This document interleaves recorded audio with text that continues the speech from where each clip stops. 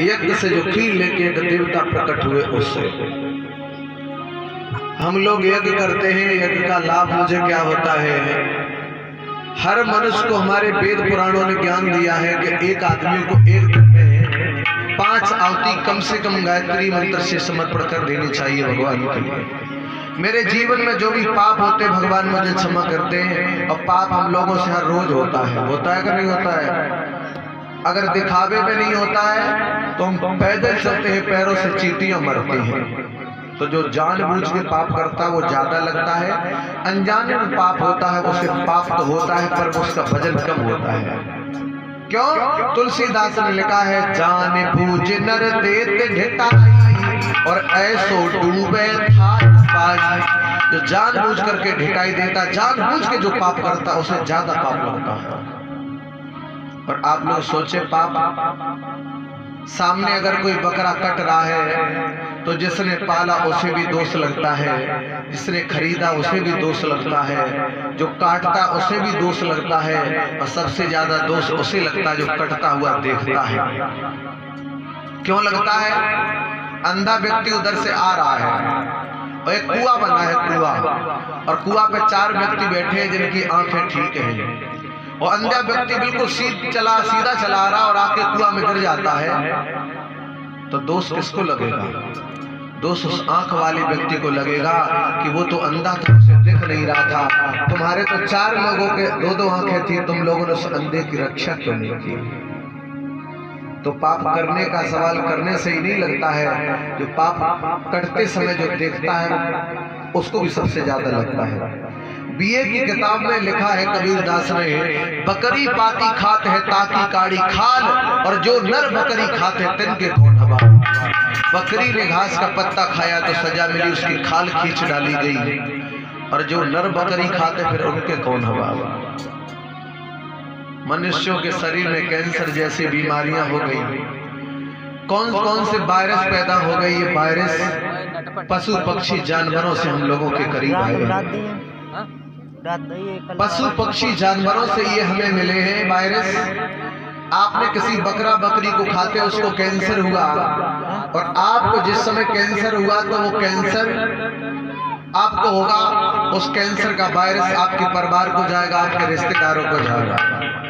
धीरे धीरे वो बकरी वाला कैंसर आपने खाया तो समाज में फैल गया, उस कैंसर से फिर लोग मरने लगे। और कैंसर का असली नाम क्या होता है मालूम है? कैंसर का असली नाम होता है कैंसिल, यानी खत्म। लेकिन थोड़ा तसल्ली के लिए लोग कैंसर कहते हैं उसे, कैंसर उसका नाम है कैंसिल। कैंसिल माने होता है खत्म। कैंसर वाला बचता तो है नहीं। तो वो बीमारियां पैदा होती हैं। तो याद रखना प्यारे, भगवान ने हमें शाकाहारी बनाया है। हमारे जो अपने भोजन है वही मुझे करना चाहिए, हमारे लिए जो भोजन बनाए हैं वही मुझे करना चाहिए। पशु पक्षियों की यदि हम भोजन करेंगे तो हमारी औलाद पशु पक्षियों की भांति पैदा होगी, हमारे आचार विचार पशु पक्षियों की तरीके से बनेंगे। हमने किसी भी पुराण को पढ़ा है, कहीं भी लिखा देखा है तो प्रवचन केवल इस आदमी के लिए बनाए गए हैं। किनके लिए? आदमी के लिए। गाय के लिए कोई प्रवचन आपने सुना है आज तक कि गाय को समझाने के लिए कोई प्रवचन बनाया हो? भैंस को समझाने के लिए प्रवचन बनाया हो? जितने दुनिया में सारे प्रवचन बनाए गए सब मनुष्य के लिए बनाए गए, क्योंकि ये समझदार होने के बाद भी नहीं समझ रहा है, इसलिए इसके लिए समझाने के लिए कई प्रयास किए जा रहे हैं। प्रयास तो सब कुछ करना मेरे प्यारे जीवन में है। कभी अपनी इस मांस की जीभ से मांस खाने की कोशिश मत करना, खाने की कोशिश मत करना कि अरे मांस के खाने वालों, और तुम्हें अकल कब आएगी? भारत देश की मेरी गौ मैया मुक्ति किस दिन पाएगी?